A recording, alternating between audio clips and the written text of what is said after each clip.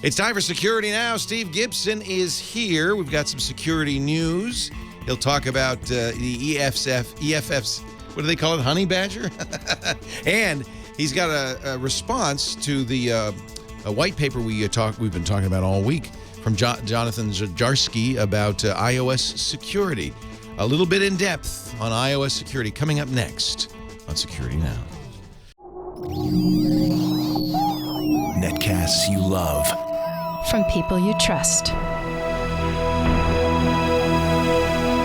This is Twit. Bandwidth for Security Now is provided by CacheFly at CacheFly.com. This is Security Now with Steve Gibson, episode 465, recorded July 22nd, 2014. iOS surveillance? Security Now is brought to you by IT Pro TV. Are you looking to upgrade your IT skills or prepare for certification? IT Pro TV offers engaging and informative tutorials streamed to your Roku computer or mobile device for 30% off the lifetime of your account. Go to itpro.tv/securitynow and use the code SN30. And by ProXPN. ProXPN is a virtual private network that allows you to use the internet the way it should be, anonymously and without oversight. For 20% off your new account, go to proxpn.com/twit and use the code SN20. It's time for Security Now, the show that protects you and your loved ones online, your privacy too, with this guy here, Steve Gibson, the guy at grc.com, our security expert, author of Spinrite, discoverer of spyware, coined the term spyware, wrote the first anti-spyware program, and has been doing this show. I think really now we can say that your credentials as a security guru come from 8 years of covering the space on Security Now. I think that's probably true. Yeah. I mean, this is now the platform. Hey, Steve. Yeah, well, and I mean, the podcast has had me in this long enough that things are beginning to occur to me, like, you know, the perfect passwords and off the grid for a paper-based encryption system, which, you know, is really solid, cryptographically strong. And then, of course, Squirrel, which is coming along and may actually get some market or some website share. It's really not market share because it's free, but, you know, I mean, it's an alternative using state-of-the-art public and private key crypto for obsoleting usernames and passwords. So, yeah, I think I've probably earned my stripes. Earned your stripes for sure. And there's an advantage to having done it for a while. You start to see things come around again. And, Yeah. I think that's exactly right. This week, we've got not too much news. I was planning to talk about the web-based password managers, but as happens in this instance, that got just pushed off to the side by a very attention-grabbing presentation, is probably the best way to put it, at the HopeX conference over the weekend. Hackers on planet Earth. And I agree with you. I love the acronym. I just love that Hackers on Planet Earth has the acronym of HOPE. That's neat. Yeah. And so our main topic, the title, as you can see on the screen, is iOS surveillance, going up at the end to ask the question. But we do have some news to talk about. We have new versions of Chrome and Firefox. Their level 3 had a blog posting responding to Verizon's that we talked about last week, so we'll talk about that. Microsoft Research got some news by apparently telling people not to always use strong passwords, and of course the press picked that up and said, huh, what? Also just happening is some news about something called canvas fingerprinting that we talked about 2 years ago when the paper came out. Now everyone's suddenly worried about it, so we'll basically debunk that again. We have some miscellaneous notes and updates, and then we'll plow into Zdarsky. Is that how you pronounce his name? Zdarsky. I've been mangling it since the story came out. Well, I'm just not call sure. him Jonathan. We know his name is Jonathan. Or by his hacker handle, which apparently, according to Ars Technica, is nerve gas. No, it's absolutely true. There was a bio intro that I saw where he was declaring himself as using the hacker name, the hacker handle nerve gas. Wow. So, and he's a well-known jailbreaker, iPhone jailbreaker. And there was a little aside that I noted in his paper that said, and there are no iOS 7 jailbreaks so far. Really? So bravo, Apple. I mean, this is what Apple's been working for, and, trying not to make any mistakes, because that's what they would be at this point. With the architecture they have, in theory, it should be jailbreak proof. And no one has, that's what he was probably doing, where he got all of this intelligence to put together a presentation was, okay, well, I can't demonstrate jailbreaking, so I'm going to talk about things I found that don't make sense. And so we'll talk about that this week. Wow, very interesting. Yeah. As always, lots of things to talk about. And the other thing I liked about this is, even for people who aren't on the iOS platform in any way, shape, or form and don't care, this is also all kinds of sort of teachable moment here, because the fundamental principles, and you guys mentioned it on Mac Break Weekly, the tension, which is one of our ongoing themes on this podcast, between convenience and ease of use and security. Arguably, and this is what I will argue when we look at Jonathan's points, it's, I'm sure, and he does raise points that are good. Apple does need, now that he's said this, to respond. But it can also be explained largely, I think not completely. And see, I guess my feeling is, neither of them are going to disagree with anything I have to say. They'll both sides will say, yep, that's, probably the case. All right. We shall get to that and the news of the week in just a moment. But first, a little bit about one of our great sponsors. And I know those of you who listen to this show are very interested in the idea of, IT and learning what you need to know, either to become an IT expert yourself or to get the certs that will help you get an IT job. And there's lots of ways to do that. There's the online courses, there's schools, trade schools, there's materials. If you're a kind of do-it-yourself kind of guy, you can buy at the bookstore. I don't think there's a better way to do it than IT Pro TV. Tim and Don have really put together something pretty darned exciting here. They have over 10 years of experience in teaching this. But they saw what we were doing, both first at 10 years ago on Tech TV, and then more recently here on Twit. And they said, it would be really great if you could learn the stuff you need to get the certs in the same way that you would maybe watching Twit, live on air with a chat room, watching courses at your leisure, downloadable courses. They use the same technologies we do, the TriCaster. A lot of the stuff they do really looks like the screensavers or a Tech TV. Well, there he is. There's Don right there. IT Pro TV. If you're interested in polishing your skills, they have an episode library now with courses on Apple, Microsoft, Cisco, A+, CCNA, Security Plus, MCSA, CISSP. They now have Linux Plus and Apple certifications. That's something they've started adding this month. It's pretty exciting. You can interact with the hosts live on the show, and web-based Q&As are available as well, very similar to what we do here at Twit. They also have a new web interface and a learning management system, so you can track your progress as you go through the course library. A lot of times, one of the reasons people end up going to a school is because they want access to machines so they can actually try this stuff out as they learn it. They've solved that problem with their virtual machine sandbox lab environment. When you get a subscription to IT Pro TV, you log in and you've got hands-on practice and learning with HTML on any browser with HTML5.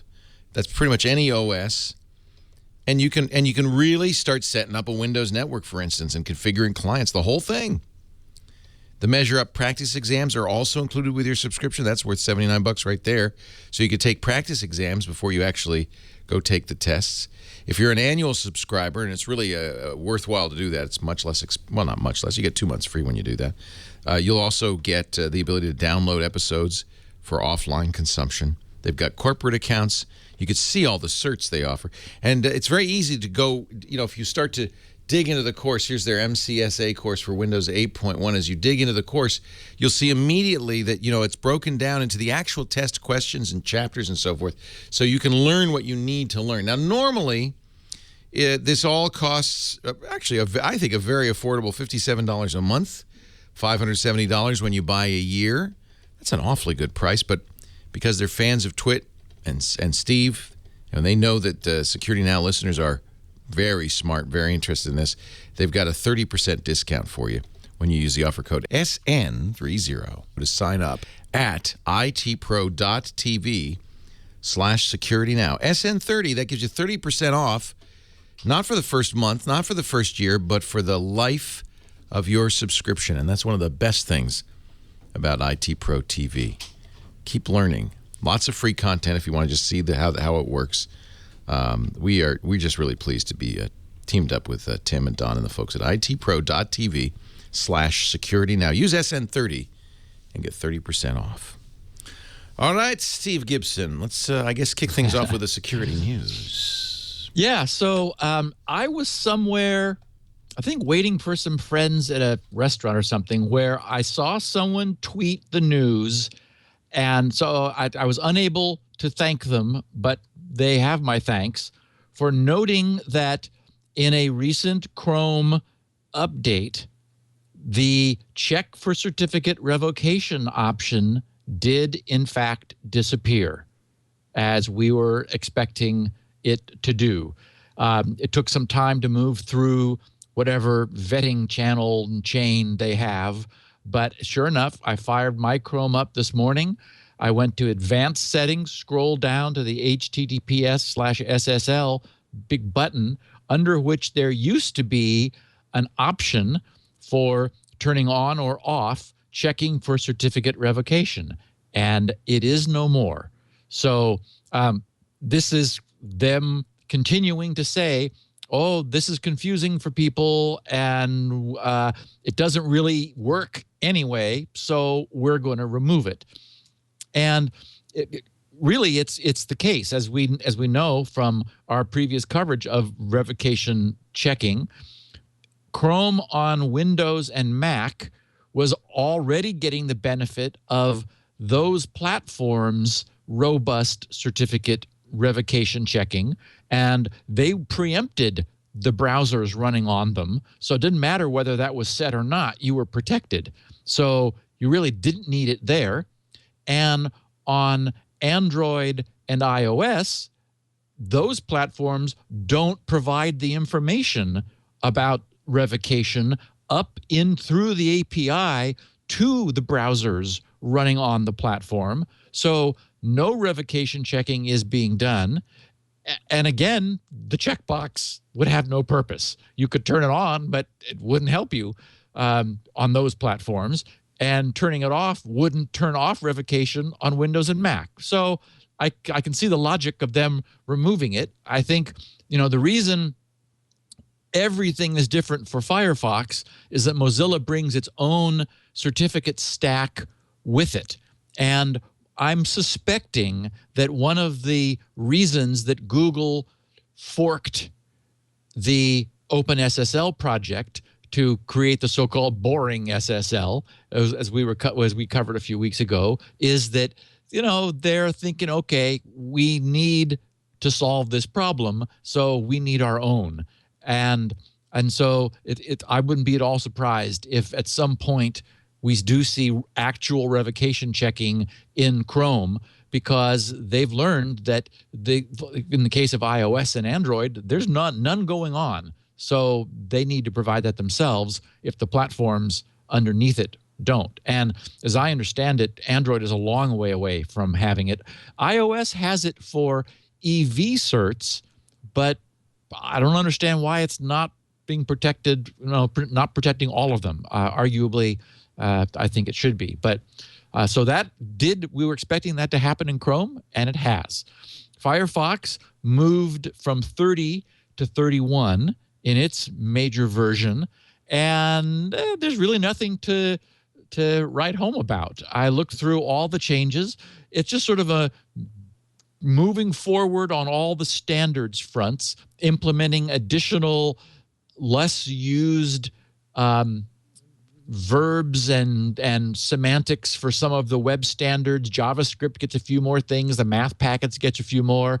They've defined constants for greatest integer and smallest integer, those sorts of things. So just sort of, a nice thing. When I went to help in Firefox, it was already open. It always uses that now as sort of the trigger, because I don't start and stop Firefox. My Firefox is like my my desktop. It's just it's my interface to the world. So it just sits here on, and it's when I go into help that it kind of wakes up the updater and goes, oh yeah, we got something here, and then it downloads 16.5 megabytes, and then I restart Firefox and I'm up and going. So anyone who is a Firefox user, if you next time you start it, I imagine it'll update, or if it's already running, just go to help and about. I always try to, as I've said before, or just recently, I'm trying to put some sort of an interesting diagram, sort of like a diagram of the week in the show notes for Security Now, since I am publishing them and tweeting the URL, which only varies week by week by the number, so anyone can guess what it is just looking at one of them. In this case, the diagram is from sort of the rebuttal response to Verizon's commentary about what's going on with them and Netflix. Last week's diagram was the one we talked about, which I liked mostly because it just sort of showed us, kind of gave us an inside view into the Verizon network and demonstrated that, sure enough, they were saying what everyone agrees, and that is that internally their network has no problem. Yep, you found it. But it is the peering to the carriers that are delivering Netflix content that where the congestion exists. And it's the use of color psychology. They've got green everywhere except one arrow, which is the Netflix transit providers to Verizon. They're maxed out. It's their fault. And if you just looked at the graph, you'd assume, hey, well, it must be the red arrow that's the problem because everything else is green. Well, and this we've understood that it's the peering. And that's what I liked about the diagram. And in fact, we get another level of refinement of that in level 3's response. I mean, I understand that level 3 has they're promoting their position, but well, yeah, and also, the level 3 guy was a little peevish. For example, nowhere does Verizon name any of these transit providers, yet level 3 believes that they're being blamed. I mean, it says, well, they're so one why of does them. Verizon? They're one of them, right? I mean, but they're not named. And so why does Verizon show this red bar? And why do they blame level 3 and the other network operators contracted by Netflix? What I liked about it was what was the level of detail that we got in that diagram. And so this is reading Mark Taylor, who's the VP of Content and Media for level 3. He said, as I explained in my last blog post, the bit that is congested is the place where the level 3 and Verizon, now, and this is level 3 speaking, so they're only speaking of their interconnect. So the level 3 and Verizon networks interconnect. Level 3's network interconnects with Verizon's in 10 cities. So again, we need to sort of remember that the internet is an interconnected network of private networks, and it's these peering, as is the term, where the networks peer with each other. That's where these major networks cross their traffic from one to the other. So Mark says Level 3's network interconnects with Verizon's in 10 cities, 3 in Europe and 7 cities in the United States. The aggregate utilization of those interconnections, so the peering points in Europe, and he just takes a date out of like a recent date on July 8th, was 18%. And he notes a region where Verizon does not sell broadband to its customers. The utilization of those interconnections in the United States, where Verizon sells broadband to its customers and sees Level 3 and online video providers such as Netflix as, now this is interesting, as competitors to its own CDN, its content delivery network, and pay TV businesses. So,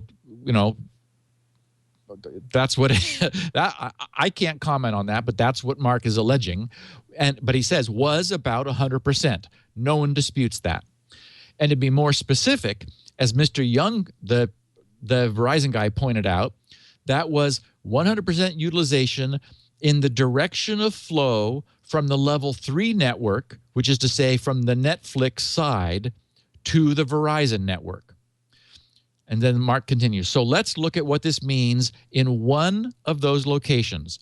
The one Verizon picked in its diagram, Los Angeles.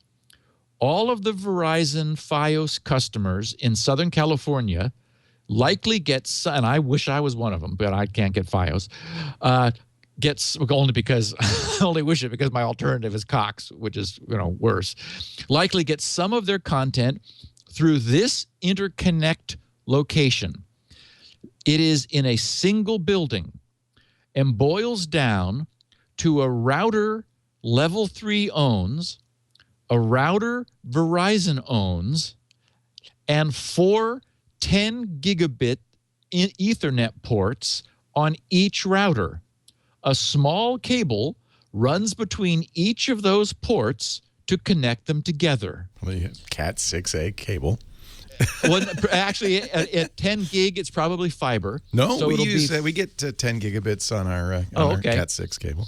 Yeah, so picture, that this is a building where both Level 3, Level 3 has a data center and Verizon, and I can't remember the name of the building, but it's a famous building in LA that I used to talk to my Vario guys about, because probably has no windows. That's how you'll spot it.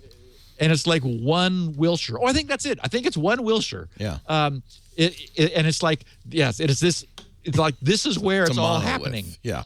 Yeah, and so all this cabling is coming up subterranean, up from below to these, to different floors where Level 3 has a facility and Verizon has a facility. Then, because they have to, connect to each other, I mean, that's what the internet is, they'll say, okay, I don't know who provides the actual wire, maybe they flip for it, or maybe one provides 2 pair and the other provides the other pair. But they agree we're going to interconnect our networks. And so this interconnection is literally 4 10 gigabits Ethernet ports on one. And these are not like, home routers. These are big iron. These are these are big monster, you use a forklift or some burly guys to hold them while you screw them into the frame. And they may not even run on AC. Often they run on 48 volts DC because there's a room of batteries somewhere. And so they don't bother converting the batteries, inverting them into AC just to have them converted back to DC again. They just provide it and this is old telco technology, which is sort of still hanging on. So it's 4 ports that then probably snake down through some conduit to the next floor, up or down, and they plug into the other agency's router. And that's the interconnect. And that's the problem, is that on one side, we've got Netflix, and whether Netflix themselves are on Level 3, I actually kind of think they're on Cogent, because Cogent is a rock bottom bandwidth provider. I think they're on a mix. I think they are on Level 3 among others. It's a mix. Yeah. And so the point is that this means that traffic trying to go across that boundary from the level 3 network to the Verizon network has an absolute cap of 40 gigabits. That's all that could go. There's 4 of them. And yeah, exactly. 4 10-gigabit cables. It's the ones on the left there. There they are. And wouldn't you know it, Verizon forgot to paint those red. So and they look fine to me. So continuing, Mark says, Verizon has confirmed that everything between that router in their network and their subscribers is uncongested. In fact, has plenty of capacity sitting there waiting to be used. See, it's green. It's green. It's green. And in truth, that's really only true because of diffusion. You know, I mean, Verizon is also peering with, Sprint and, and AT&T and all these other providers. And so, in general, traffic is diffuse. It kind of wanders around and this is why this is traditionally worked. And what's happened, of course, it's the phenomenon that Netflix is offering this service that suddenly we no longer have diffusion where the normal daily saturation of these links never approaches 100%. Because of this Netflix phenomenon, and as Brett famously said on his podcast, and yes, everybody, I heard myself use the word famously, as Brett famously said, the first thing his customers ask for is, can we get Netflix? It's what people want. So, and the problem is, and again, we don't know the politics of this. We don't know what's happening behind the scenes. But Brett did tell us that he had asked Netflix if he could cache, and they said no. And I don't know why. Maybe he's too small. Maybe, for DRM purposes. That's but we what do I know suspect. I'm sure Hollywood doesn't want multiple copies of their movies on right on because servers. And as we discussed, the problem is this: the Netflix model strains the traditional diffusion mode that has allowed the internet to work. If it were possible for Verizon to only have one copy of what people are watching right now, like of the Game of Thrones things, for example, then not every single person who wanted to watch it would have to pull redundant bandwidth across that point. They get it once, and then Verizon would just be able to redistribute it. So, maybe there's contracts being negotiated. We don't know. It'd be interesting to see how this sorts out. Anyway, so Mark says that Verizon confirms they have plenty of capacity throughout the rest of their network. And he said, above, I confirmed exactly the same thing for the level 3 network. So in fact, we could fix this congestion in about 5 minutes simply by connecting up more 10 gigabit ports on those routers. Simple. Something we've been asking Verizon to do for many, many months, and something other providers regularly do in similar circumstances. But Verizon has refused, says Mark. So Verizon, not level 3 or Netflix, causes the congestion. Why is that? Maybe that, now this is where it gets a little stupid, but I'll continue reading. Maybe they can't afford a new port card. He's being sarcastic. Because they've run out. Even though these cards are very cheap, just a few $1,000s for each 10 gigabit card, which could support 5,000 streams or more. If that's the case, we'll buy one for them. Maybe they can't afford the small piece of cable between our 2 ports. If that's the case, we'll provide it. Heck, we'll even install it. But here's the other interesting thing, and I'm still reading from Mark, and this is the end. But here's the other interesting thing also shown in the Verizon diagram. This congestion only takes place between Verizon and network providers chosen by Netflix. Now, that's not fair, actually, because the congestion only takes place because of the content provided by Netflix. So anyway, he says the providers that Netflix does not use do not experience the same problem. Right, because they don't have the bandwidth burden. And he says, why is that?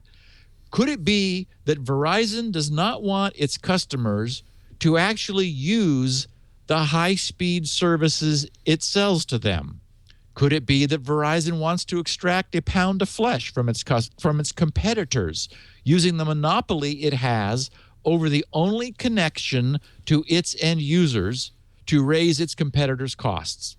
Well, that's, who knows? And, finishing, I would just say it'd be fun to be a fly on the wall. I love something that you said in the last couple of days, Leo. I don't remember. I was watching and you were commenting about this, and you just said, this is happening behind closed doors. Right now there's a he said battle going back and forth. And meanwhile, the user is losing because, this one guy who's got 75 megabit FiOS drop at home is buffering and unable to get, 300 kilobits in order to watch his Netflix video as he would like to, because so many people are trying to do that, and that pinch point is congesting. So, but it's hard to defend the idea that you couldn't simply double the capacity by other adding ISPs do. That's the point. Four more interconnects, and then you're not going to have a problem. That's the thing that's compelling to me. Cablevision doesn't have this problem. There are other ISPs that do. And why is Verizon and AT&T? Why are the big five the ones having the problems? And as Level 3 pointed out in an earlier blog post about this topic, these are the five that have no competition. Yes, I was just going to say, you said this when I was listening to you, and it is absolutely the case. It's monopoly power. It's that, they have the ability to say no. This guy has his 75 megabits that he is loving, which I'm envious of, except that there's one service he can't get the way he wants to. I'd also point out that if you look at the Verizon diagram, everybody else is fine. It's just Netflix. That's the red bar is Netflix. But Netflix is not more than half of the internet traffic. It's at best 40% in prime time. That means 60% is coming from those other interconnects. They're not congested. More traffic is coming over them than that is coming from Netflix. It's not like Netflix is all of a sudden using up all the bandwidth. There's plenty of bandwidth. You just put in another router. So it's not like actually, if they've got free ports, just string some more wire or I don't know if they I don't know if they actually have free ports, but that diagram looks like they got all these 4 ports just sitting there. We're ready to connect, but all they'd have to do is put in a few more routers. Okay, so then the idea is that Verizon's position is we should be paid to carry this traffic, right, which is benefiting Netflix, and by refusing to increase our bandwidth, their feeling is they're keeping Netflix's they're making Netflix's customers unhappy, and that puts pressure on Netflix to give money to Verizon, right, for the privilege of this transit. They're basically holding it's hostage. Yeah.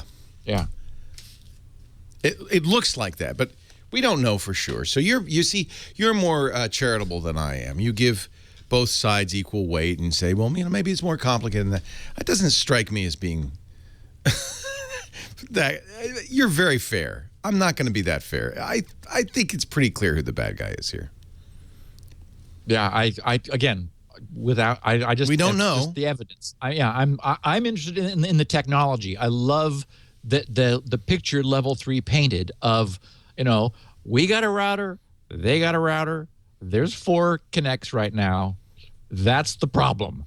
That's why it really is true. Level 3 has a significant investment in Verizon being at fault here. Because for all we know, although Verizon hasn't given us any evidence, it's level 3 that's unwilling to buy another router. Exactly. All we know is there's a point there. Due to this, the unusual fact that an incredible amount of bandwidth wants to come from one location. It's not diffuse. It wants to come from one location. The internet just wasn't built for that. Well, but it is diffuse. That's what I'm saying is they use Cogent. They use level 3. They even have Netflix offers its own CDN that they could put into Verizon. They have a box they could put into Verizon's network. Brett talked about that. He didn't like that box, but they do offer these solutions. Yeah. Yeah. So, again, when it goes above the bandwidth, suddenly a whole bunch of unknowns enter. And again, this what level 3 is kind of saying is, look, this is a common thing that happens all the time on the internet, and by kind of universal unwritten agreement, when there's congestion, you add some hardware. And they're making the point, it ain't that expensive. There's no reason not to eliminate the congestion. Except there's this issue of symmetry, and that's something, as I mentioned last week, I've never had anyone explain to me why it's important, but for decades I know that that's an issue. Somehow this notion of generally equal transit in both directions. And so that's something that the Netflix phenomenon breaks, because the traffic is not symmetric. Oh, yeah, it's all wanting to flow in one direction. It's the same thing at a candy. It's the same thing at a candy store. All the Hershey bars go in, but it is that what Verizon's selling is this data. Access. That's in what this case. That's what they're selling to their customers. So yeah, I just think my point is this is a new thing. This is a new phenomenon for the internet. The idea that 40%, I mean, that's a huge number of total internet traffic is one provider. That's crazy. That's completely insane. So it's breaking assumptions. Yeah. And I think what we're seeing is the strain of these assumptions. People, and maybe it's just, large corporations taking a long time to act, Verizon needs to figure out what they're going to do. Yeah, I know. We'll see how it plays out. I think they figured it out. So, okay, this is the weirdest research paper. Microsoft Research published this paper, and it got picked up, and I started getting tweets about it and saw, people covering it. The Guardian, their headline was Microsoft recommends against always using strong passwords. Or sometimes it was just Microsoft, stop using strong passwords everywhere. And people were like, what? What? And so, I sort of assumed, actually, the title of the paper is really all you need to know. If you really read the paper's title carefully, it tells you, and I didn't put it down in my notes, but I have it right here, and I'm sure I can grab it. There it is. So the Microsoft research paper is titled Password Portfolios and the Finite Effort User, sustainably managing large numbers of accounts. And, this is a heavy-duty academic paper. It's, 15 pages, and it is steeped in calculus and asymptotes and curves and things. And what it reduces to is nothing that we don't know, which is the absolute worst case that is the hardest for users is the joint recommendation that they never use the same password on more than one site, and their passwords are really complex and impossible for anyone to guess, no matter how much anyone knows about them or their lives. So, I mean, that's the collision of advice. And of course, many things have happened. I'm furiously working away on Squirrel as a solution, complete solution to this problem. Meanwhile, password managers have been created to manage this nightmare for us. So Microsoft's paper assumes no existence of aid of any kind, and just sort of assumes that, okay, in today's world, is it really true that all passwords are equally valuable? And so what this multiple page academic research does is it says, no, some sites are not that important. Your bank, yes, you really want to use a strong password there. Random, create a login so you can add a comment to a blog? No, that's not important. So there, the policy could be softened, and you could probably get away with using your common, I just created an account so I could comment on a blog password. Again, they do calculus to show us what we already pretty much knew, was not all websites have equally strong value for our having robust authentication. So on those sites, we could soften our rules. On the other hand, when we do, in fact, have really good login automation, as we do with LastPass and similar password managers, might as well just use 20 random characters we're never going to be able to memorize, because it's doing that for us. So anyway, that's what all that was in the news, with Microsoft saying, stop using hard passwords everywhere. And there's lots of calculus to back that up. It's like, yeah, okay. And just as we were talking last week, Oracle dropped an update to Java. I only mention it just for the sake of people who are using Java. It's update 65 of Java 7, and I love Brian Krebs. He said the title of his blog post about this was Java Update, Patch It or Pitch It. And so he said, Oracle today released a security update for its Java platform that addresses at least 20 vulnerabilities in the software. Collectively, the bugs fixed in this update earned Oracle's critical rating, meaning they can be exploited over a network without the need for a username and password. In short, if you have Java installed, it is time to patch it or pitch it. So, and of course, we've long talked about this. The good news is you can disable Java if you need it on your machine. You can disable it in your browser plugins. You can disable it in Java itself. You can tell no script you don't want to run. I mean, more and more preemptive actions are taken requiring people to, really want to run a Java plugin. It wasn't that many years ago that they just ran all the time by themselves, and we were talking every week about disasters that this was causing for people. It is really not the case anymore.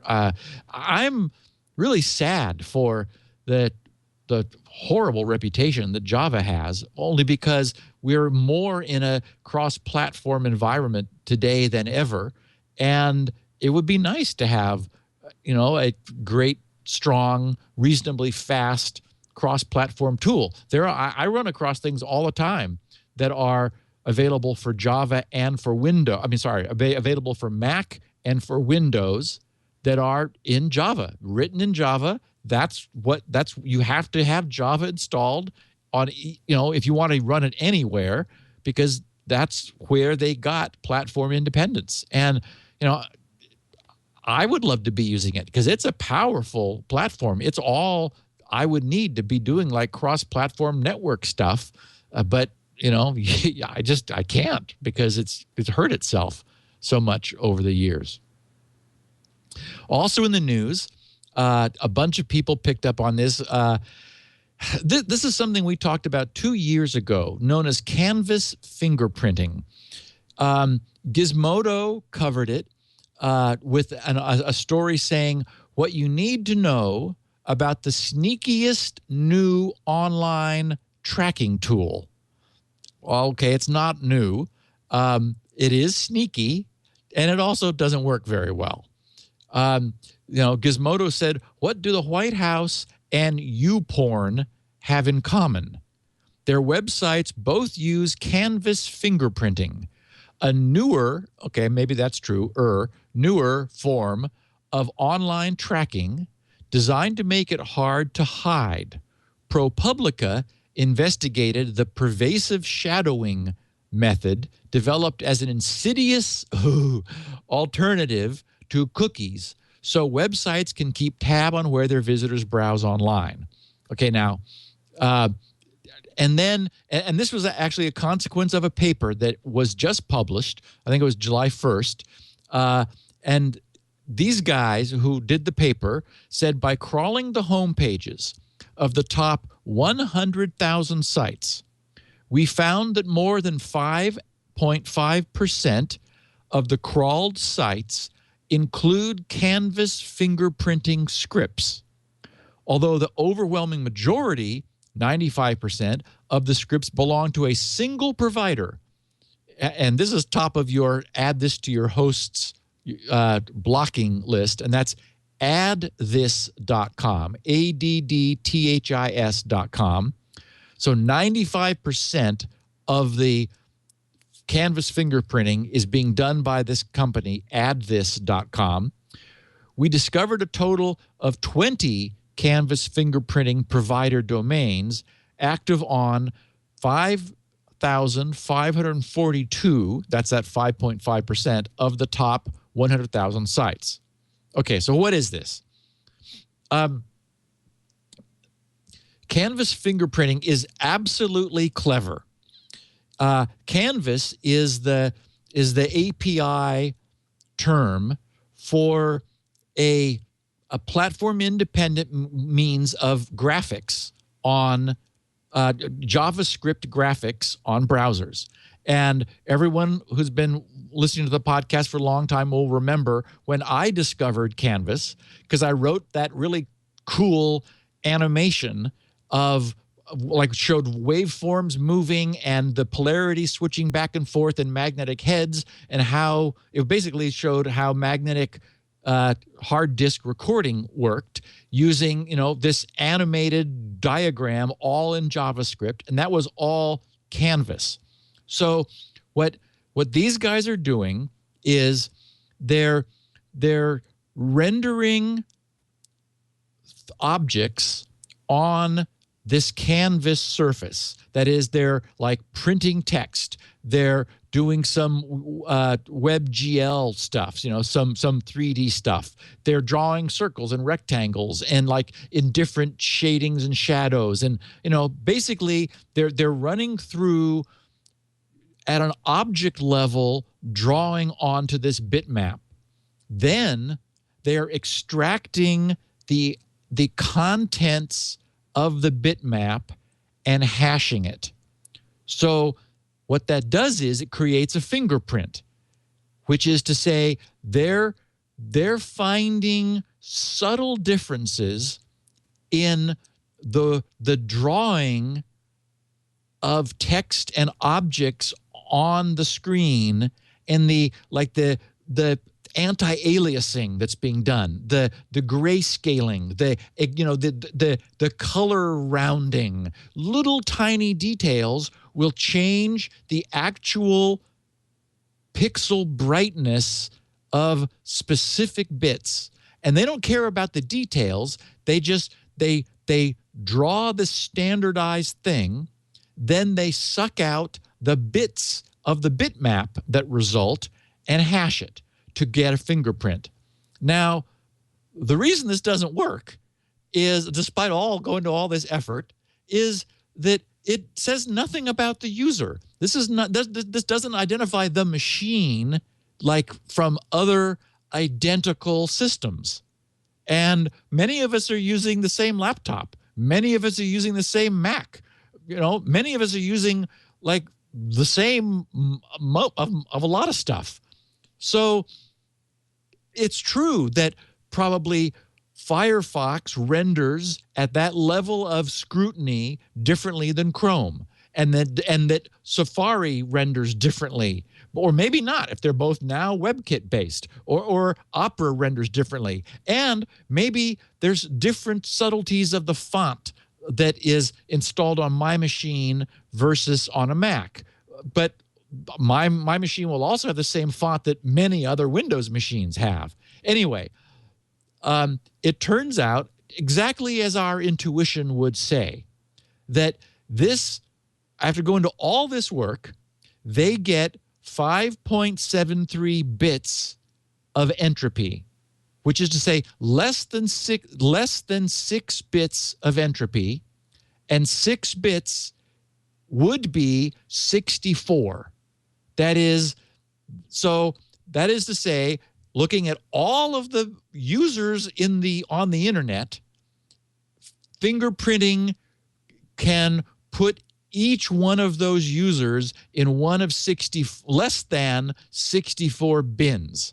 So it doesn't fingerprint people, it fingerprints the machine.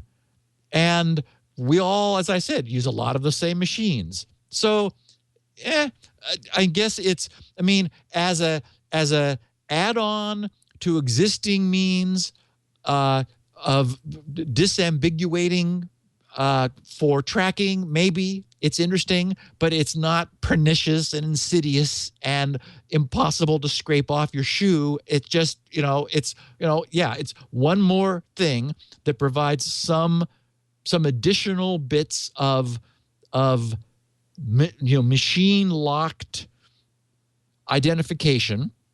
And we've talked about, like just hashing the headers in your browser is going to, like the version numbers of all the junk you've got installed typically is sent in the query headers that the browser sends for every single thing it asks for. So, there's lots more entropy there. And arguably that's a much better lock on an individual than this. So anyway, this was a little overblown, interesting research, and again, people being very clever about trying to figure out, how they can track people around the internet. But I would, however, if you're interested, add this.com to whatever blocking you have. And in pursuing this, I ran across a very interesting EFF project that I hadn't seen before. They call it the Privacy Badger. And so it's at www.eff.org/ and then just all one word, Privacy Badger, BADGER.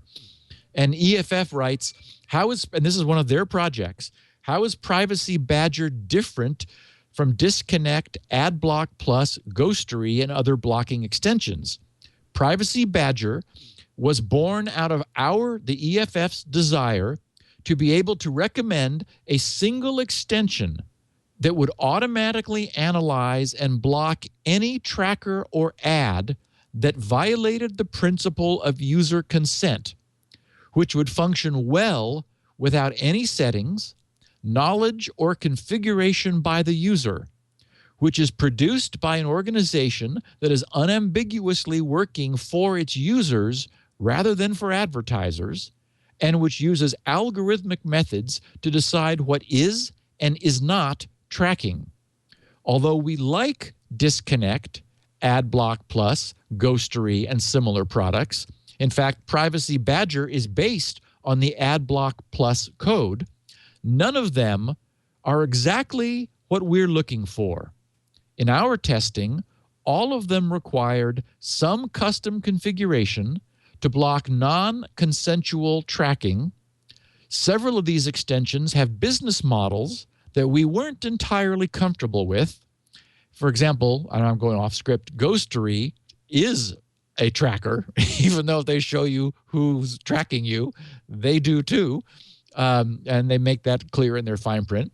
And then EFF continues, and EFF hopes that by developing rigorous algorithmic and policy methods for detecting and preventing non-consensual tracking will produce a code base that could, in fact, be adopted by those other extensions or by mainstream browsers to give users maximal control over who does and doesn't get to know what they do online.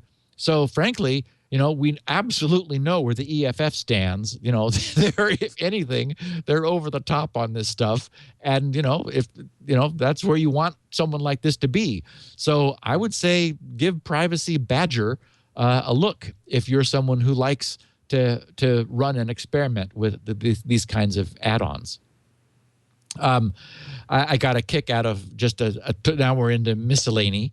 I saw that Dell has begun accepting Bitcoin for payment on their site. They on a blog posting, and they announced that in partnership with the clearinghouse Codebase, they would now be accepting payment for Dell equipment in Bitcoin.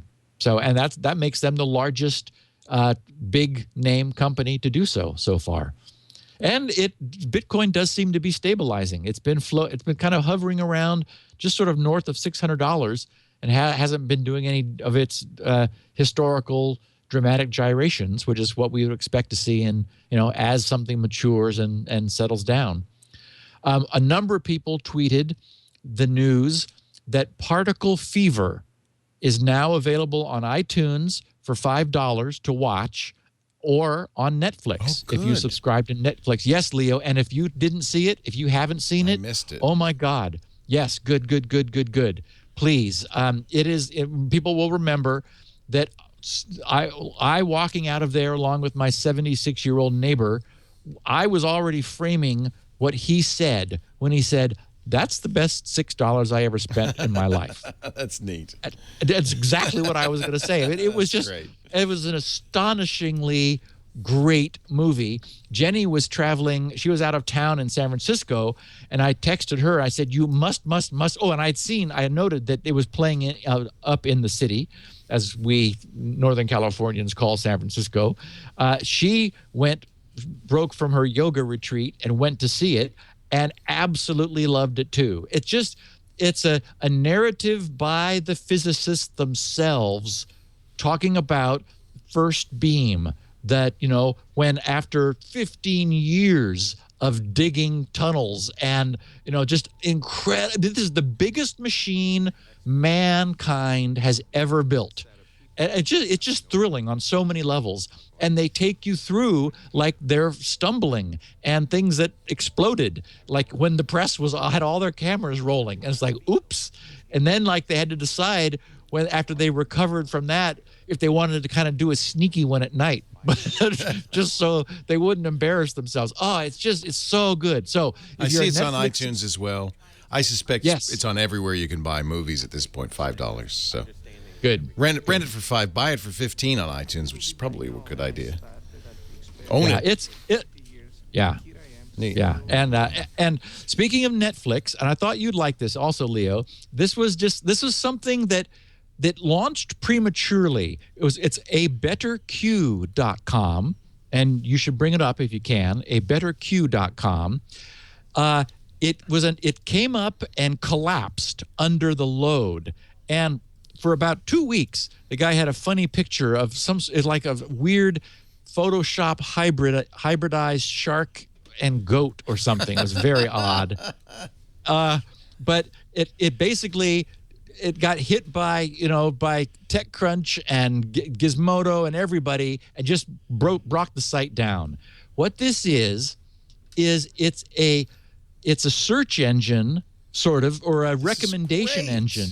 Yes, it takes the very highly regarded Rotten Tomatoes site and adds 3 sliders and 27 categories. So you can the tomato meter you can set between 0 and 100. So what is the minimum ranking on Rotten Tomatoes that you want to consider? The minimum number of reviews that a film has received, the years of production or release, like, and you can set a minimum and maximum. So you can, like only new stuff, only oldies, and so forth. And then 27 categories, which you can selectively disable. And then it runs through the entire Netflix inventory and against the Rotten Tomatoes recommendation to find things for you. Anyway, there's some things I immediately, flagged as, oh, great. I didn't, because for me, and I've heard you mention this, Leo, whenever I run to Netflix, they don't have what I want. I for whatever reason, I mean, there's all these movies there, but the one I want, no. And so this sort of solves the problem of wanting to watch something good that Netflix does have. And this abetterq.com will empower people to find them. So, and this is because both Netflix and Rotten Tomatoes have an open API, a public API that anybody can use. It's just, this is why APIs are good. Yes. Everybody benefits. This is a total aside, but just worth mentioning again for people, because we haven't talked about it for quite a while. I saw a note in my mailbag when I was going through the Q&A a couple of weeks ago from, and this is not about Spinrite, this is Michelle Roberts writing about the GRC's DNS benchmark. And she said, thank you very much for the DNS benchmark application, which of course is freeware that I labored over for many, many months, years ago.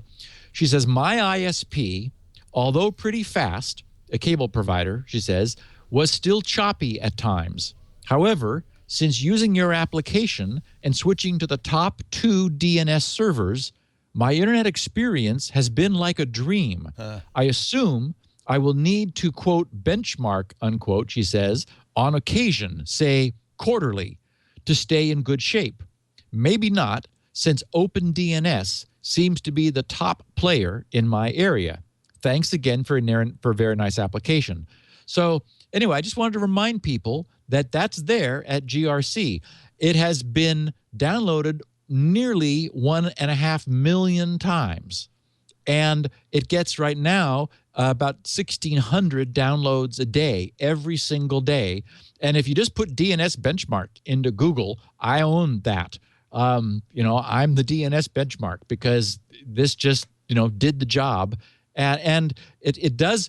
The nice reminder is that DNS is the first thing our browsers do and especially now with sites that are pulling stuff from every direction.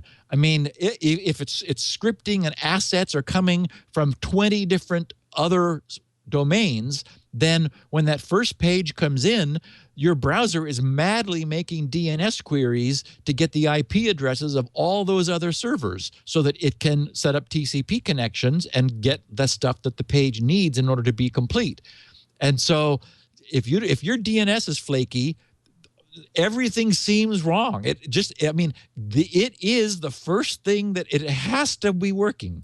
That's why I created the benchmark, was to bring some awareness to this. So anyway, I just wanted to remind people that it is there.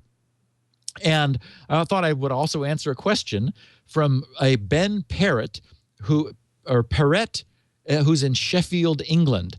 And he says he's a bit confused if I can help. He says, hi, I'm interested in purchasing Spinrite after listening to Security Now for the last 4 months, as I've obviously become accustomed to its use, but never needed it until now. Within the last 2 weeks, my MacBook Pro 1 terabyte hard drive has developed errors, which is causing it to crash more regularly. Okay, now this is where the world is trying to tell you, take action. If the hard drive is developing errors, which is causing your MacBook Pro to, quote, crash more regularly, you're probably close to the point where it's not going to be regular any longer. So he says, I have bought a new 1 TB drive to sustain my solid state urge. So it sounds like he probably went to an SSD, but wanted to repair the old drive and bring it back to use. Yeah. Would it be possible to connect He says, I'm sorry, to correct my old hard drive with Spinrite if I connected it to a Windows machine that had Spinrite installed. Would this method be difficult to accomplish in terms of file systems? Thanks in advance. Keep up the great show. And the answer is no, not difficult. If you have access to a Windows machine, and obviously you've taken the drive out to put in an SSD, you've got the drive. So you may need an adapter depending on what kind of interface your motherboard has, IDE, SATA, and it might be a small connector on the 1 terabyte drive. So you'll need to get the wires connected. But then running Spinrite is trivial. You just run it. And I was telling someone the other day that how much pressure I've always been under to add this or that feature to Spinrite. But until version 7, which will be a complete ground-up rewrite, I've held to all Spinrite does is fix your drive. Yes, it could do other things, but that's not what Spinrite does. I know that it could make fabulous pasta, but it's not a pasta maker. It just fixes your drive. So you run it, it's easy to do, and it fixes your drive. Please don't use Spinrite to create pasta or any other baked goods. I could not create pasta, Steve. Let's be honest. I don't think there's any way you could write Spinrite. No. Even in assembly language, the most powerful. If the pasta machine had an API. Yes, there's the key. As you have noted, we want open APIs. Everything is possible with an open API. and pastable. I have no reason to think that there aren't pasta makers somewhere with open APIs. Actually, I have plenty of reason to think that. Steve, we're going to take a break. Jonathan Zdiarski says he's listening.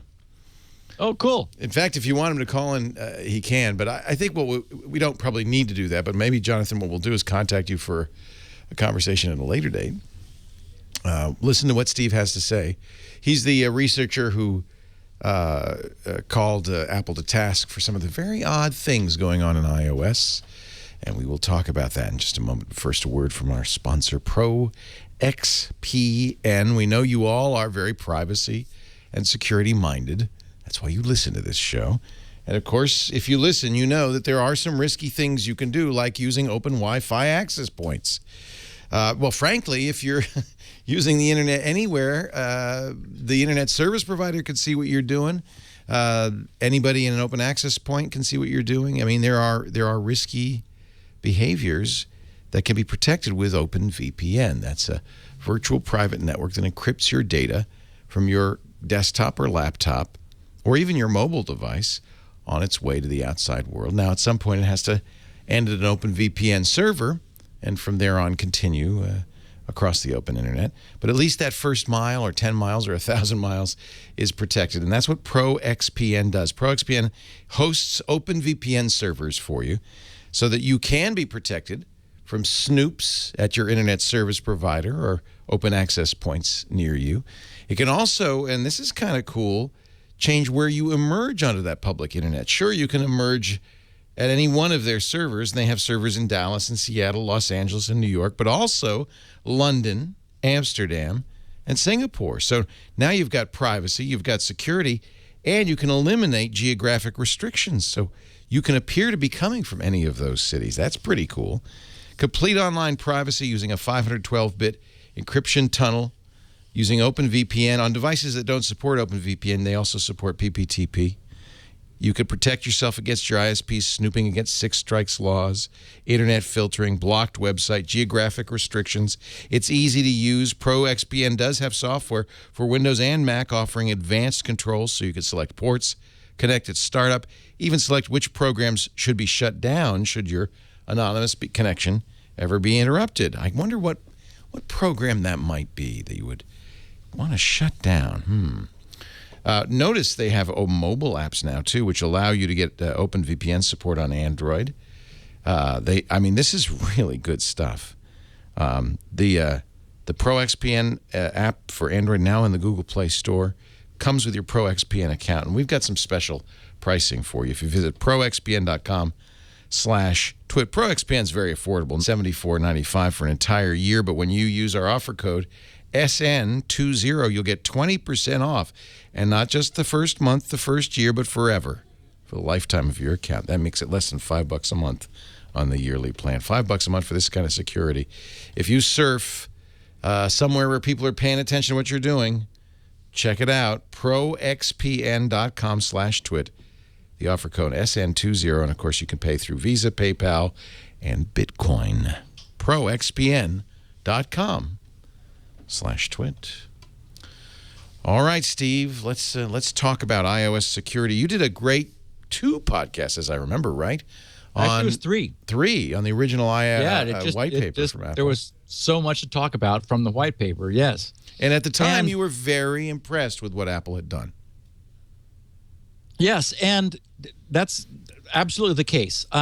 And I'm also impressed with what Jonathan has done.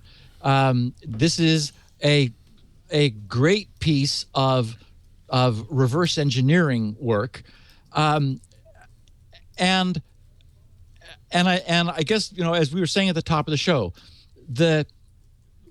I don't think there's any question that with Jonathan having asked some questions and planted some really useful doubts and issues out there, that Apple needs to respond with more than their boilerplate PR. At the same time, the devil is always in the details, and Jonathan's paper, which he originally wrote, I think in late 2013, late last year, was where it was originally published, and he noted that it had been around for a while, but no one had really paid attention to it until he gave a presentation with a PowerPoint slides, and so that's true, and that's a problem, because everybody wants sound bites, and the operation of these systems just does not distill to sound bites, which doesn't prevent headlines from doing that, because that's what headlines are.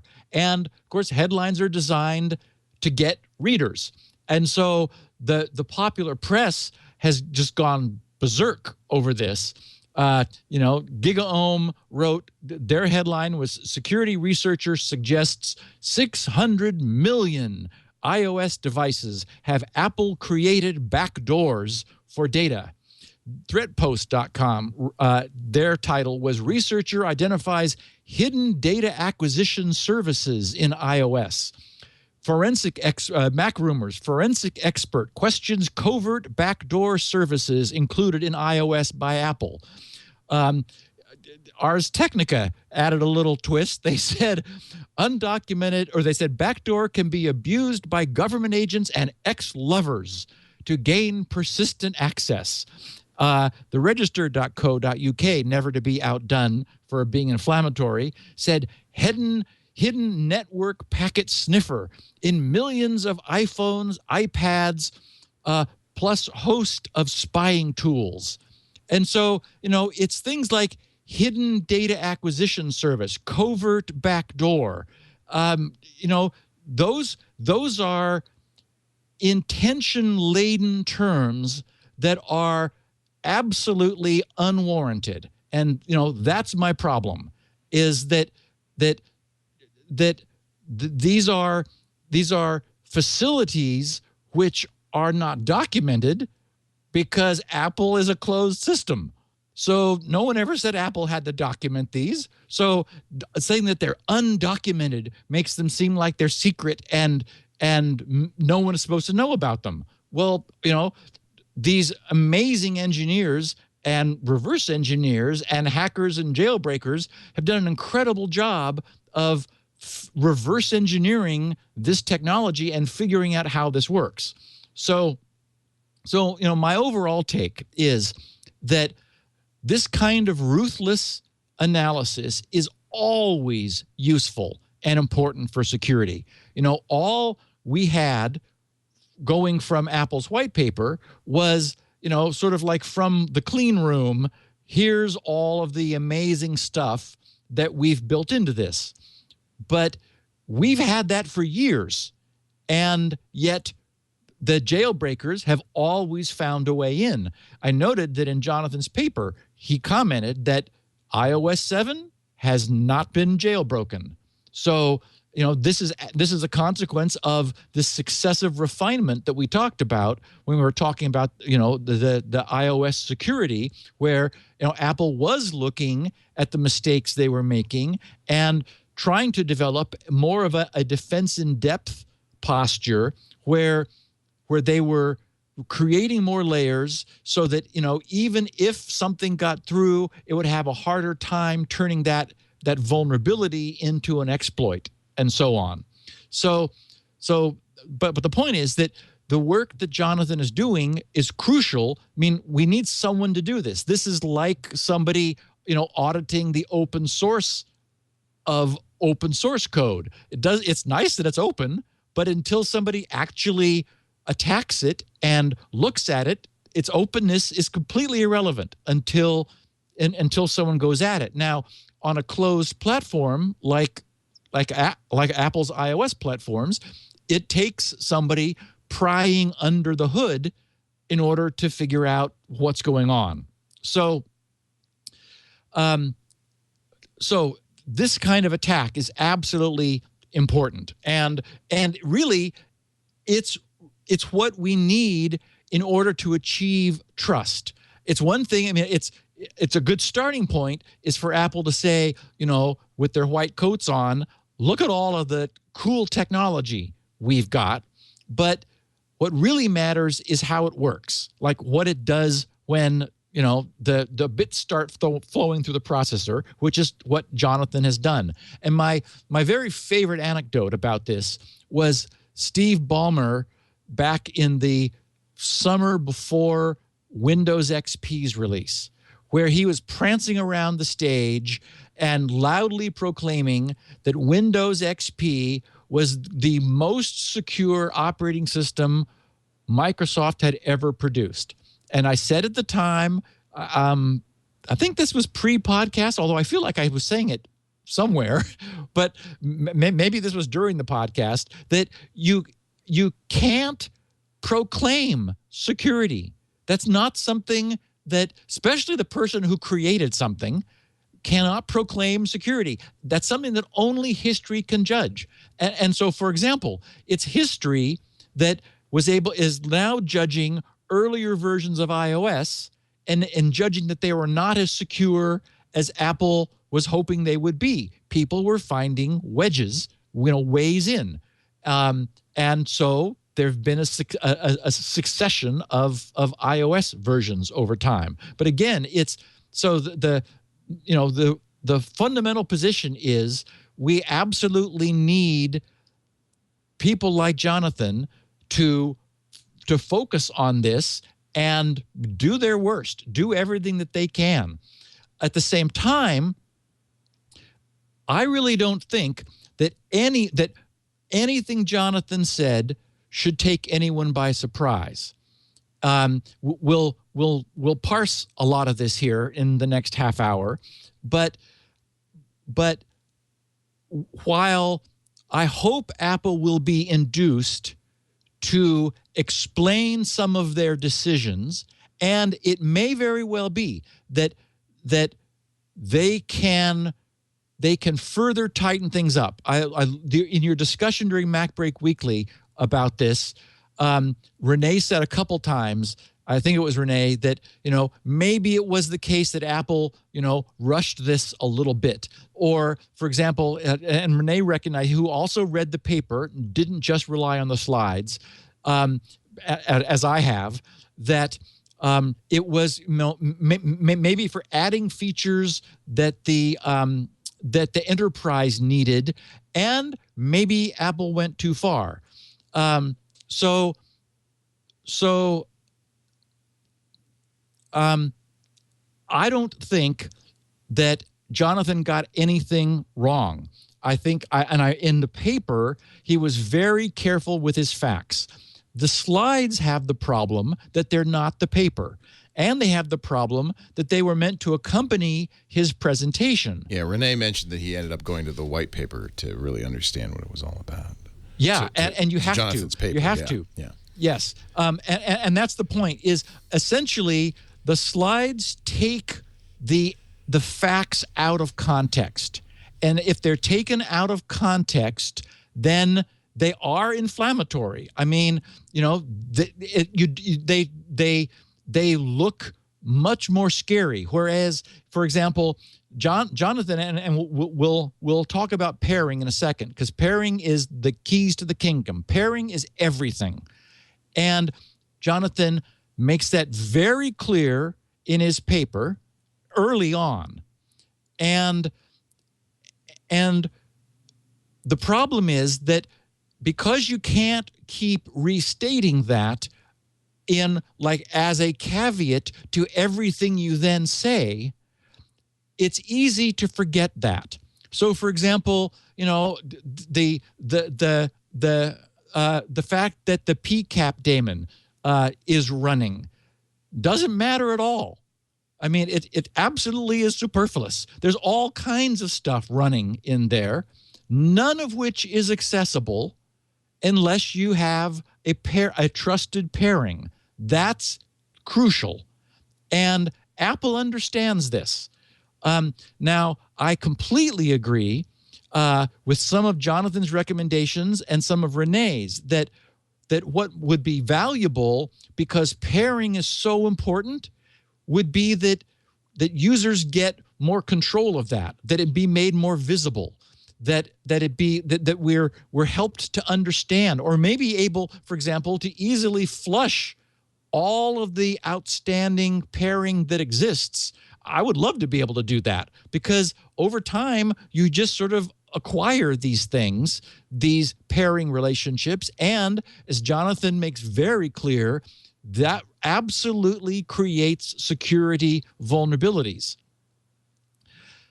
The reason all of this exists is this tension that fundamentally exists between usability and security.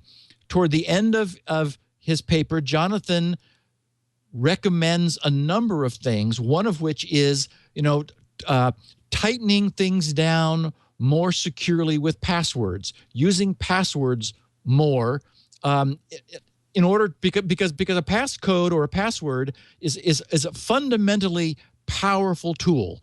It's something that exists in the user's mind, which, if managed properly by the system, is very potent as a protection mechanism. The problem is it's also very burdensome.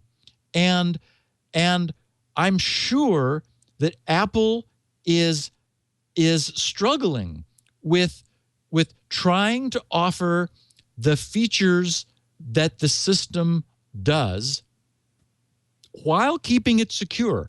I don't see anything here that looks like deliberate surveillance in nothing that Jonathan has said. And this is why I push back at the idea of these things being covert. Well, they're Apple's. They're not. They're covert because it's a closed system. That's what Apple is selling. That's what users are buying, is a system which they purchase, and with minimal interaction and requiring them to do very little, it works, and it doesn't get in their way.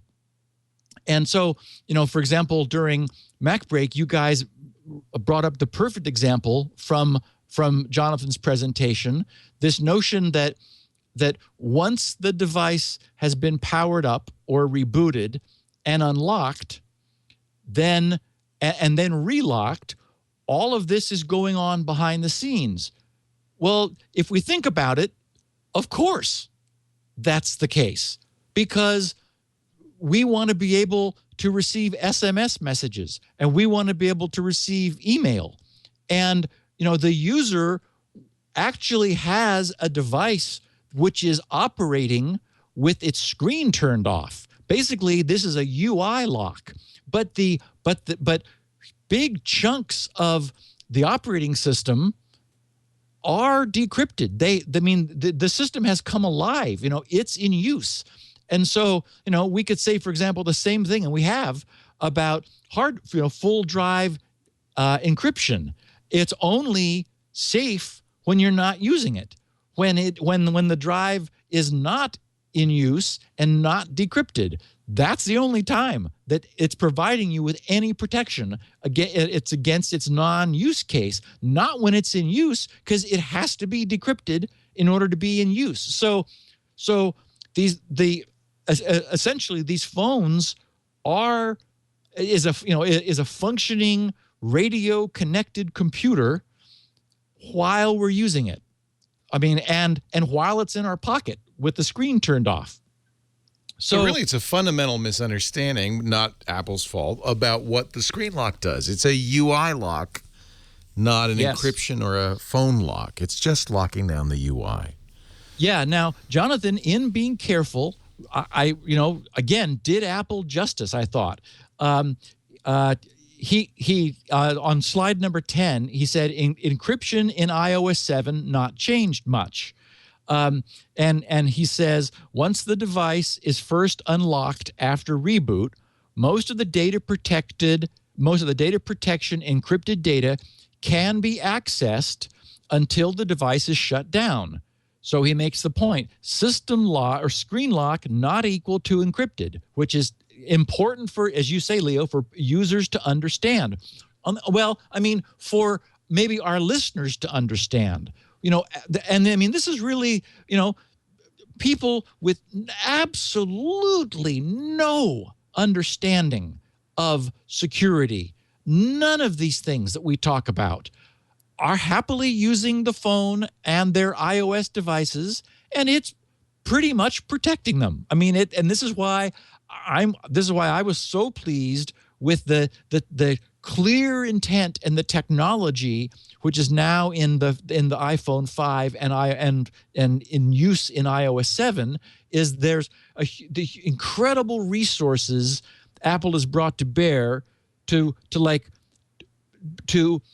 push that tension to the point where users are still not being harassed, yet they really are very well protected. Then Jonathan's next bullet point on slide 10 says, the undocumented services, which, yes, they are, because Apple didn't document them, because everyone has reverse engineered them. But that doesn't make them spooky or secret or anything. Just, it's a closed system that these guys have pried the lid off of. So the undocumented services running on every iOS device help make this possible. Right. Then he says, your device is almost always at risk of spilling all, in bold, data, since it's almost always authenticated even while locked. And my immediate response, the picture that flashed in my head was, yes. And while we're walking upright, we're almost always at risk of falling down. and fair. And sure enough, as babies and old people, that's a problem. Yeah. Babies aren't good at walking, Yeah. neither are old people, but pretty much we're okay. Everybody else is all right. Yeah. So I love the work Jonathan did, but words like spilling all data. Spilling implies, like it's all going to come tumbling out if the user shakes it wrong, which, and he knows that's far from the truth, because he explains in his paper and if not on these slides, probably in his presentation, how, the nature of of what's necessary to make this happen. And we'll talk about that in a second. But so again, your device is almost always at risk of spilling all data. No. And in fact, it's incredibly well protected against ever spilling any data. That's the truth. Incredibly well protected against ever spilling any data.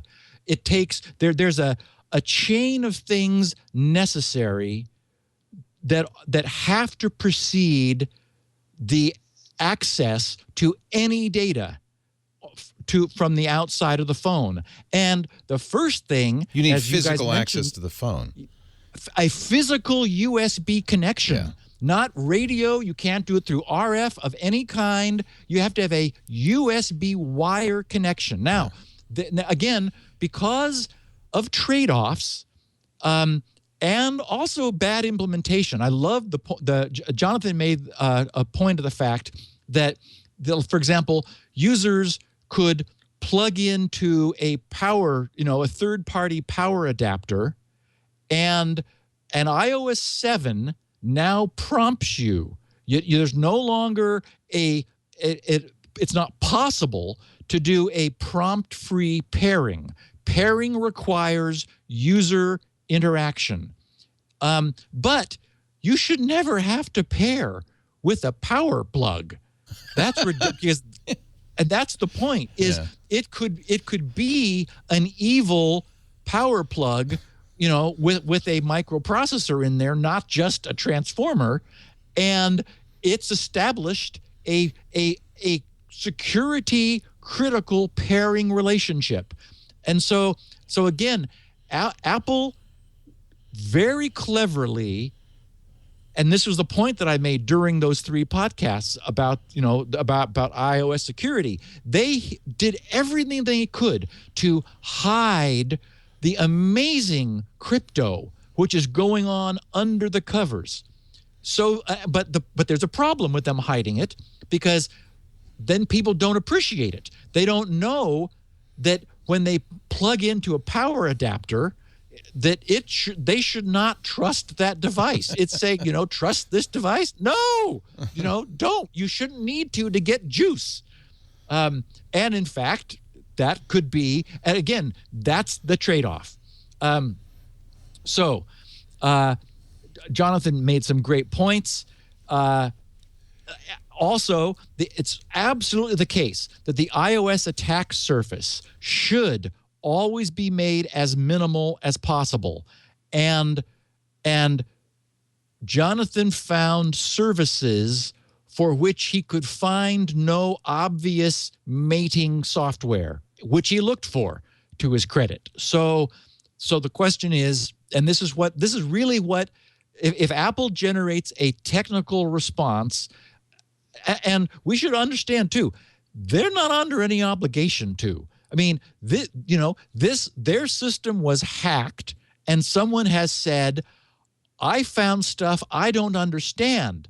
And unfortunately, scary words have been hung on these things that we don't understand. Well, that doesn't make them malicious or nefarious or anything. It just means we don't know why they're there. Within a system which in every other way has shown it's trying to protect its users. So he raises the point that it looks like some of these things, like the packet capture, could be made unavailable unless the system is in developer mode. It's hard to argue against that. I would agree. It's hard, unless maybe something that's not in developer mode uses it. And again, this notion of like packet capture, that sounds like a big deal, but there's packets running all over the place everywhere. And so, anything that is in a long chain of stack of security and protocol at various levels is able to, capture whatever is passing by. So we shouldn't read more into that than is there. And again, it's nothing is available without this pairing relationship, which is the only thing that allows that will convince the phone to trust something else. But I do agree, Apple needs to it would be great if Apple would respond with more than their canned PR blurb.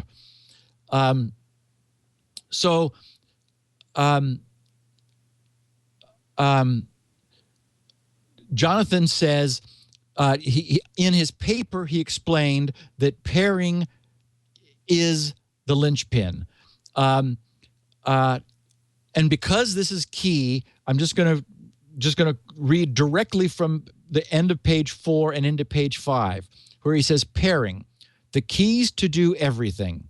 In order to understand how an attacker could penetrate an iPhone. Now, okay, so as I'm reading this, everyone listening needs to understand this has been written with an adversarial posture. So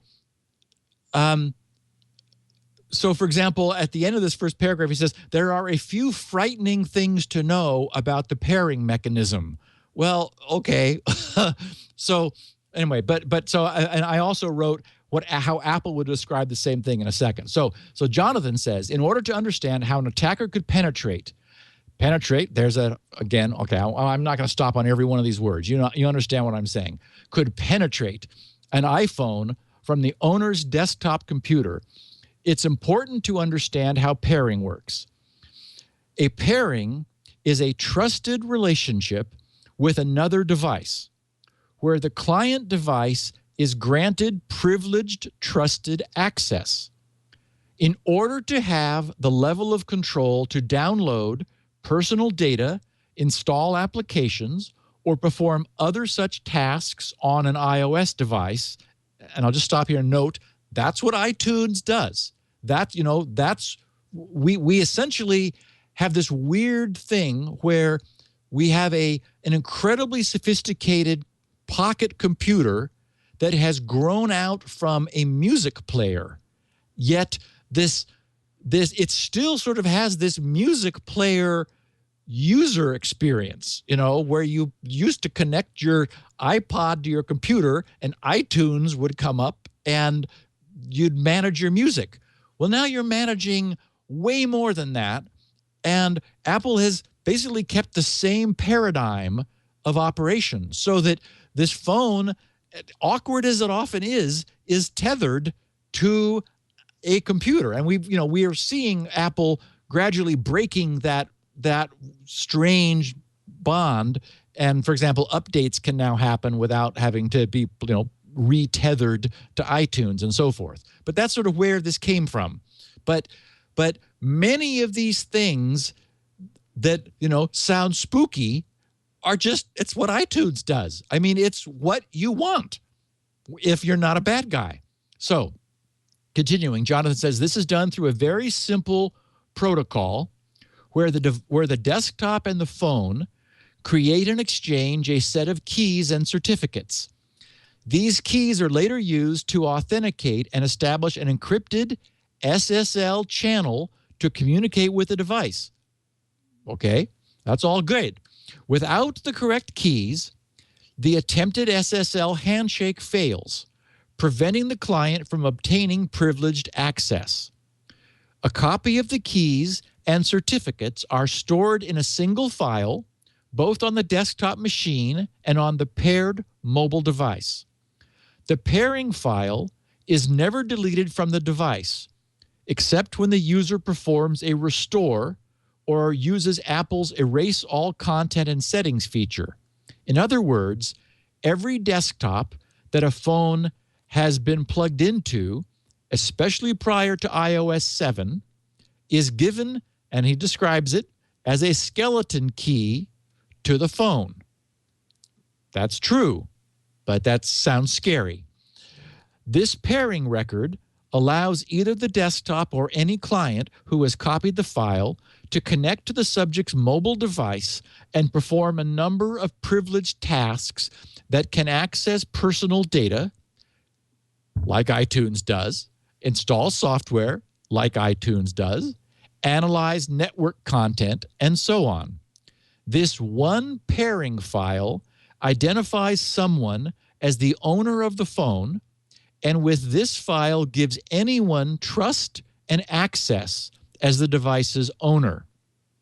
Then he says, there are a few frightening things to know about the pairing mechanism in iOS. And this is where I say, this is great to shed light on. These are, we should know, we security-focused people should know and understand this.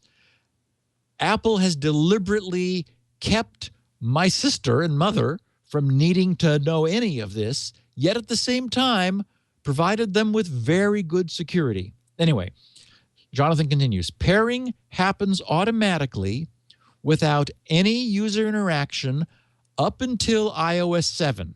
So he noted that that was something Apple clearly understood was too easy, and so they made it explicit, requiring a deliberate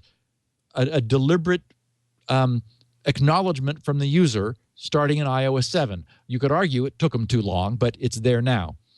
And only takes a few seconds. Pairing can be performed by anyone on the other end of the USB cable. The mobile device must either have no passcode or be unlocked. So again, it's either got to be unlocked or have no passcode. So anyone with any security on their phone can't pair. Again, Apple trying to put up every barrier they can so that users don't even know there are barriers. If the user has require passcode set to anything other than immediate, then it is also possible to pair with the device after it is turned off until the lock timer expires. So if the user has a device unlocked to play music and connect it to an alarm clock or a charger running malicious code, whatever it's connected to can establish a pairing record that can later on be used to gain access to the device at any point in time until the device is restored or wiped. Now, I don't know whether that can happen, again, whether this caveat up until iOS 7 and the requirement of an explicit acknowledgement still applies. I hope it does. But that's the other problem with the slide presentation and even with the paper is it's not possible for Jonathan to keep reminding everybody only if the device has been paired and the user has acknowledged blah, blah, blah, blah, blah. So that stuff gets left out. And then things seem vastly scarier. Like data could just be spilling out if you hold the phone upside down. But these overriding caveats are always there.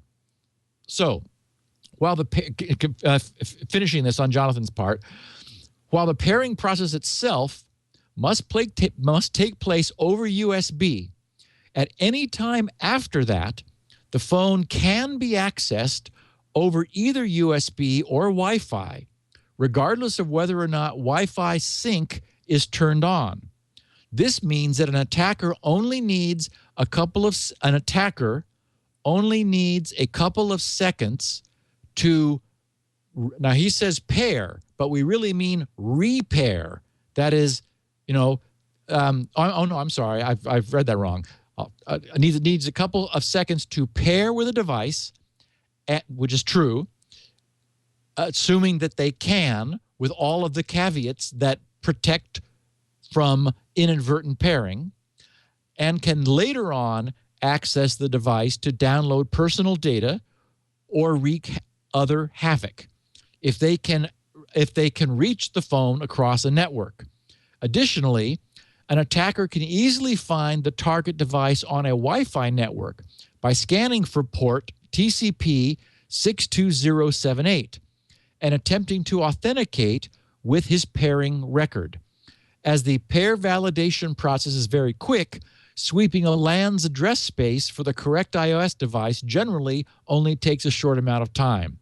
So again, I love that Jonathan is like poking in every corner and has done all this experimentation to show us the exact boundary of the security perimeter that Apple has established. But then I wrote, how Apple, if they were describing this, how Apple would describe the same thing. They would say, pairing is an important and security-sensitive system, which we have made as strong as possible while attempting to strike a balance between users' absolute intolerance of anything getting in their way while still working to protect them as much as possible. To that end, it is impossible to ever pair wirelessly.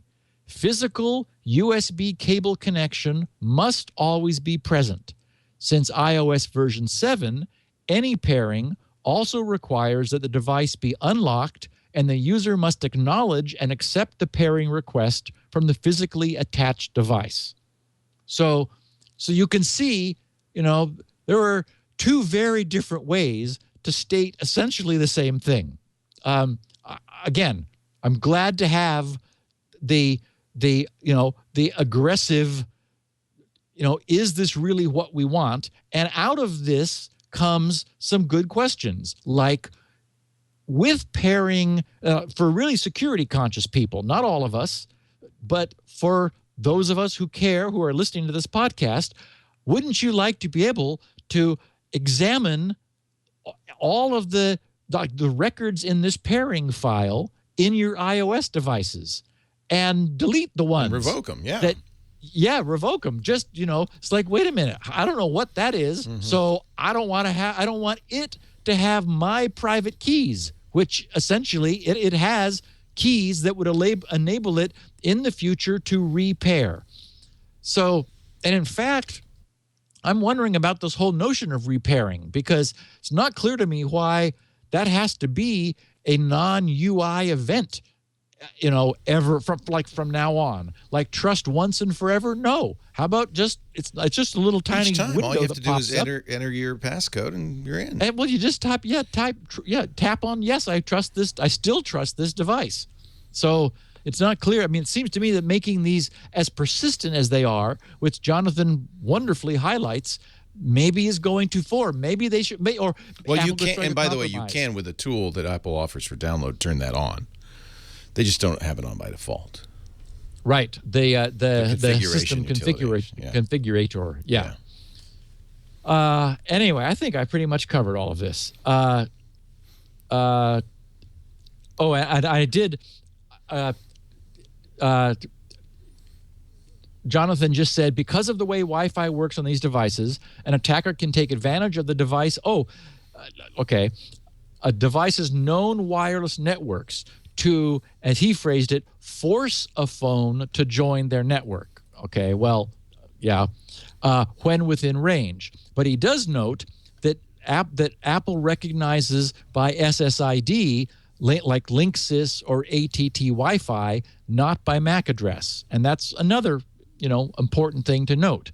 And he posits it may even be possible for a government agency with privileged access to a cellular carrier's network to connect to the device over cellular, although I cannot verify this due to the carrier's firewalls. So he can't see this port that he mentions, 62078, is a port where that master lockdown D service runs, and he describes it as a service that all Linux, low-level Linux guys will know about, the iNet D daemon, which is then it's sort of like the main listening service that then is able to spawn other services as required. If you don't want to have a web server running all the time, you can have the, like, I don't know who doesn't, but you could have the iNet D daemon start it for you on the fly when TCP traffic, web traffic comes in and wants to talk to something on port 80, for example. So finally, he says, essentially, that tiny little pairing record is the key to downloading, installing, and even manipulating data and applications on the target device. Again, yes, that's iTunes. That is why I have advised law enforcement agencies to begin seizing desktop machines so that they can grab a copy of this pairing record in order to unlock the phone. A number of forensic imaging products, including some I've written, and even open source tools, are capable of acquiring data from a locked mobile device, so long as the desktop's pairing record has been recovered. The pairing record also contains an escrow key bag so that it can unlock data that is protected by data protection encryption. This is good news for the good cops who do crazy things like get warrants. It's very bad for anyone who's targeted by spy agencies or malicious hackers looking to snoop on their data. But again, absolutely to do that, you must have, there must have been a physical connection with the machine. So again, the takeaway, valuable, that Jonathan provides is that the machines we routinely pair with are sources of vulnerability for access to our phones. So, that's definitely something that we want to keep in mind. And I really think I've covered. I'm scrolling through the rest of the slides that I had here in my notes, but although we sort of did some of this out of sequence, I think I've pretty much covered it. So the summary slide says, Apple is dishing out a lot of data behind our backs. And I think now people have a better way of understanding that statement on the summary slide. Much like the data bursting forth from the phone. Well, no. He says Jonathan's position is it's a violation of the customer's trust and privacy to bypass backup encryption. He says there's no valid excuse to leak personal data or allow packet sniffing without the user's knowledge and permission. And again, this is really twisting the nature of the nature of the security Apple's provided and the way they provided it. Could they make it way more difficult? Yes. But then it would affect every single user of the system.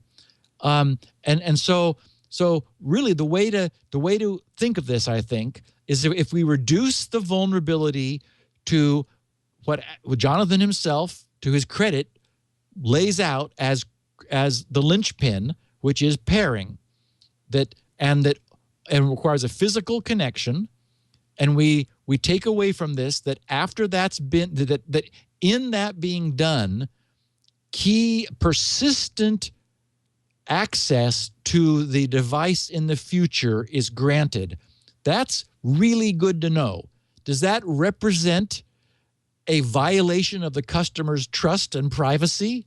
No.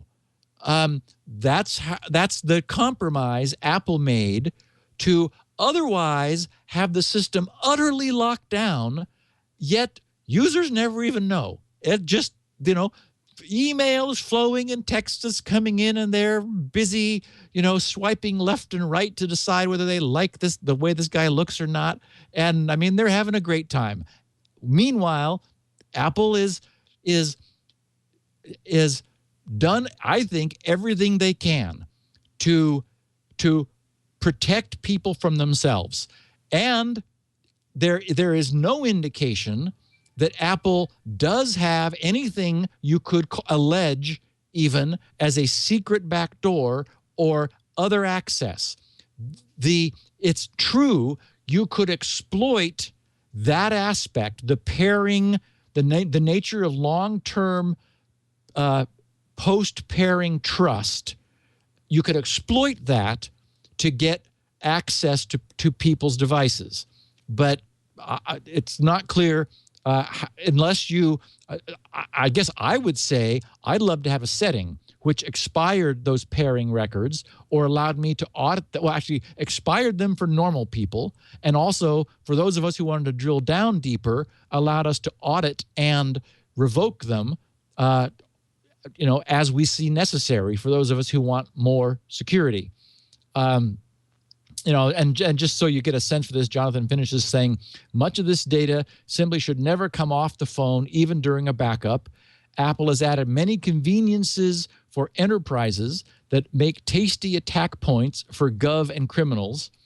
Although he says, overall, the otherwise great security of iOS has been compromised by Apple by design. And I would take issue with that. I would say Apple has created a as burden-free, secure system as is possible today, with the small exception that maybe they could raise the bar and break this pairing, give users like require per pairing acknowledgement even on future repairings, which Jonathan alleges is not there now. So overall, great work. I understand the adversarial posture that is here. And I think we now understand, that it's a matter of trade-offs. I guess Apple's point of view would be, look, if you really care this much, get the Apple configurator. It's free. It's for enterprise, because obviously enterprise cares a lot about this. So they do make a tool available, and configure it and secure yourself. It's also good for people to understand that unless you power the thing off, stuff's not encrypted. But again, so the issue would be it's not working. It's not working. If the file system is not entirely encrypted, it has to be powered down. I understand. Anything. It's the same thing with TrueCrypt or anything else. Once you log in, everything's unencrypted, and there's an attack for law enforcement and others there too. But they have to get physical access to the machine. I guess And remember, if you've been arrested, they can do it. Yes, and remember too that the phone is only as secure as your passcode. That is, we know that Apple can brute force crack phones. That there's a long waiting list. It takes a while to do it. And yes, and Zajarski talks about this, by the way, in this. Yes, and in fact, Apple, to their credit, they added PBKDF, to slow that down. They've made the phone as crack-proof as they can. That was why we spent 3 podcasts talking about how impressed I was by this. So, they can, if they're given a phone, they can apply their tools. Takes a while, they can get in. So still, users are protected by having a really strong passcode, ultimately. Yeah. And by, if they really care, and I'm glad you brought that up again, turn it off. Not just blank the screen, power it down. If, and then, if you want your phone not in radio contact, and to have flushed those working decryption keys for the file system. Yeah, I think this is good. I mean, you have the expertise to look at this and parse it, and that's something I lacked, and so I'm glad to hear your analysis of this. Now, and we should mention to our listeners that Renee said he was going to post a link to an article he wrote about the PC or the configurator tool. I'm going to go track that down because I want that granularity of control. Yeah, it's on imore.com. Let me see if I can find it just by searching imore for configurator. Well, there's some older articles. I'm sure you could find it. Or you probably just Google, iOS configurator, and it's called the Apple configurator. And you do need a Mac for it. It's Mac in the Mac store, free. I bet you our audience could figure it out, but it'd be nice to have a roadmap for others. I'm going to get it. Yeah, play with it. Maybe we can talk about that next time.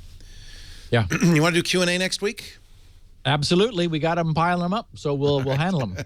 We'll do news and Q&A. If you have a question for Steve, grc.com/feedback. That's the feedback form. That's the only way to do it. Don't email him. He won't see it.